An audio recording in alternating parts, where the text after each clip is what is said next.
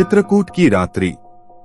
आलोक ने सपना देखा था जिसमें वह एक पुराने हवेली में खड़ा हो रहा था। वहां के दीवारों पर विचित्र चित्र लटक रहे थे जिनमें भूतिया संदेश छुपा हुआ था। आलोक की नींद तुरंत ही खुल गई। वह एक तकदीरी किताब पर पढ़ रहा था जिसमें एक चित्रकूट के हवेली के बारे में जानकारी थी। लोग कहते थे कि वह हवेली रात्रि में बदलती है और उसमें अजीब गतिविधियां होती हैं।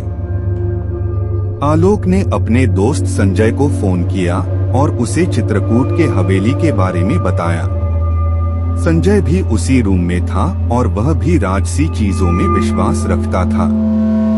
वह आलोक को साथ जाने का सुझाव दिया। दोनों दोस्त अगले हफ्ते तक तैयार हो गए। रात्रि में वे चित्रकूट के हवेली पहुंचे और अंदर गए। हवेली अजीब और डरावनी थी। उन्होंने दीवार पर लटके चित्रों को देखा जिनमें अजीब चीजें लिखी हुई थीं। वे आगे बढ़े और एक अंधेरे कमरे में पहुंचे जहां एक चित्र में एक लड़की की आवाज सुनाई दी।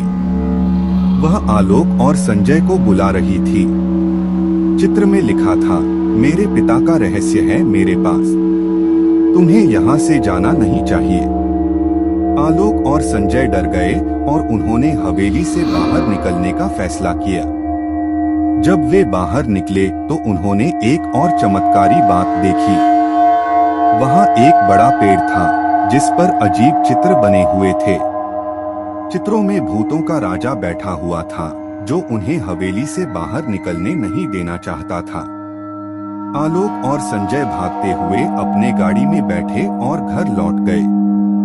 दोनों ने कभी चित्रकूट के हवेली के बारे में बात नहीं की, लेकिन उनका वह अनुभव उनके दिमाग में अब भी ताजा था। एक सप्ताह बाद संजय की मौत हो गई। लोग कहते हैं कि वह चित्रकूट के हवेली के अनुभव के बाद डर गया था और उसका दिल फट गया था।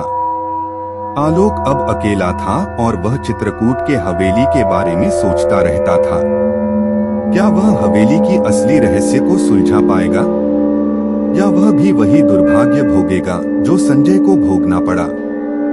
यह कहानी कल्पनात्मक है और किसी वास्तविक घटना से संबंधित नहीं है।